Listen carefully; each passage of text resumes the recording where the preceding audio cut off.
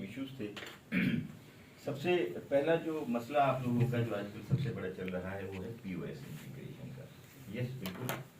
اس میں دیکھیں میں نے آپ ہی لوگوں کے کسی وفد کے ساتھ, میرے پاس 2-4 وفد آئے تھے ڈفرینٹ آرگنائزیشنس کے.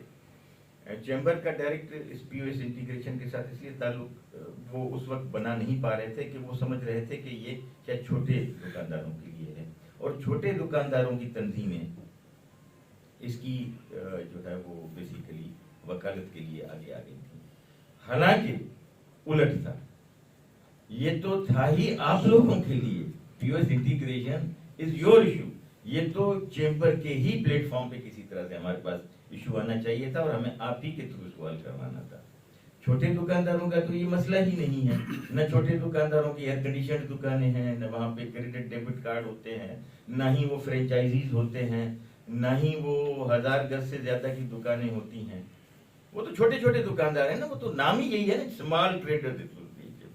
تو ہیں ہی چھوٹے.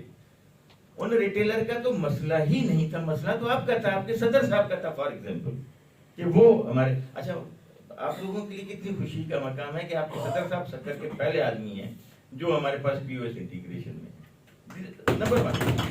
گوری صاحب سال سے زیادہ ہو گیا ہے کہ یہ ہمارے پاس انٹیگریٹڈ ہے.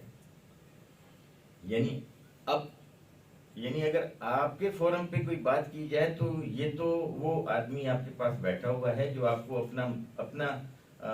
اپنی مثال دے کے اور بتا سکتا ہے کہ یار اس میں یہ ایشوز ہیں, یہ فائدے ہیں.